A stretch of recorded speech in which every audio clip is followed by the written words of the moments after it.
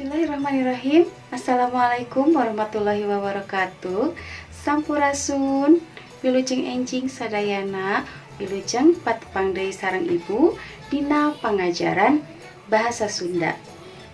Dina pangajaran dinten ayeuna urang diajar ngeunaan pupujian. Tapi satu acan diajar urang ngadoa heula sasarengannya. Bismillahirrahmanirrahim. Robbi zidni ilman warzuqni fahman walhikni bisolihin. Amin. Tah, barudak ayeuna urang diajar ngeunaan pupujian. Naon wae sih anu aya dina pupujian teh? Tah, supados sidep langkung terang deui, sok geura simak videona. Pupujian. Pupujian asalna tina kecap puji. Hartina nyaeta ngedalkeun kecap-kecap nu ngebrehkeun kahadean atawa kapunjulan, atau menjelaskan kata-kata yang menjelaskan tentang kebaikan.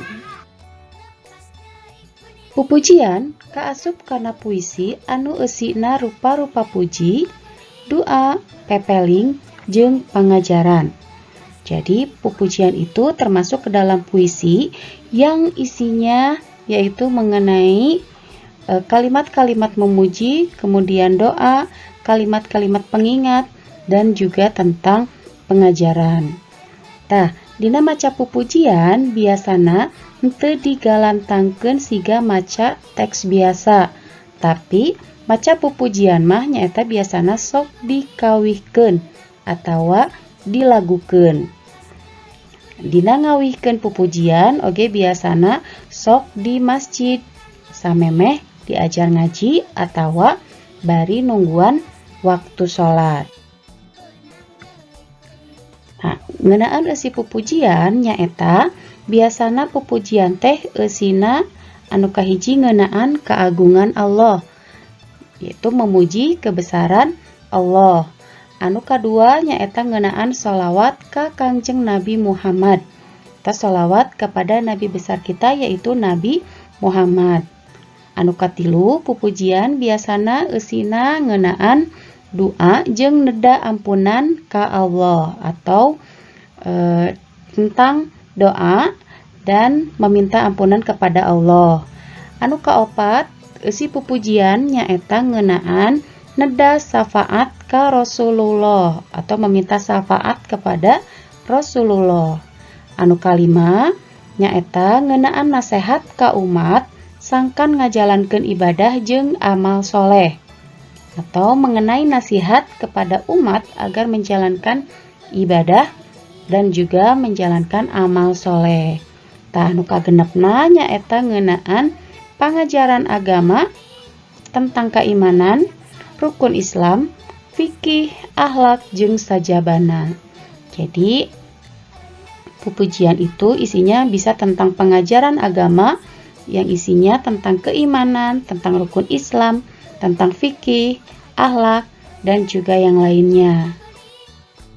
Nah, ciri-ciri pupujian nyaeta nu kahiji diwangun ku opat pada lisan dina sapadana. Pada lisan dina bahasa Indonesia hartina nyaeta baris atau jajar ya. Sedangkan pada dina bahasa Indonesia hartina bait.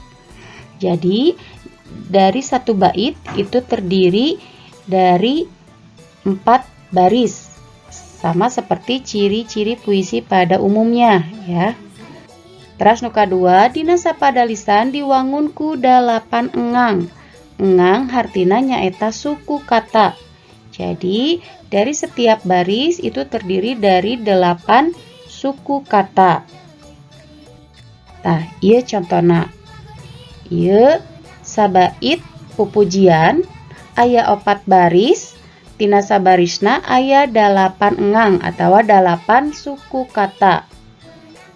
Anu baris kahiji nyaeta mun hirup urang nyorangan. Baris kaduana moal aya nu marengan. Baris katiluna poek taya nu nyaangan. Teras baris kaopatna matak jauh paninengan. Jadi dari satu bait itu terdiri dari 4 baris, dan dari satu baris terdiri dari 8 suku kata, ya. Jadi sapada teh sabait aya 4 padalisan atau 4 baris, sapadalisan aya 8 engang atau sabarisna aya 8 suku kata. Tah, ayeuna urang cobi ngawihkeun pupujian.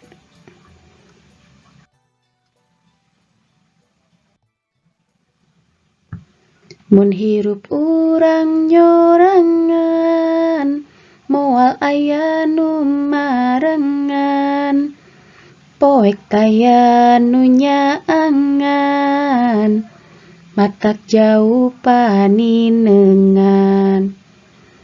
Hirup ulah mumusuhan, pagirang-girang tampian, jeung batur silih tulungan,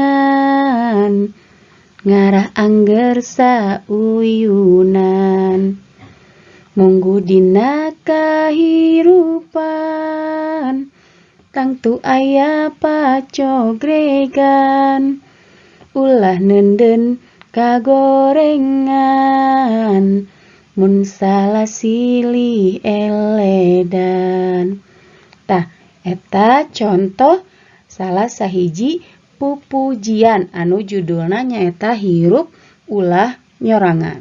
Tah, ke hideuk mangga dicobi ngawihkeun oge pupujianna nya.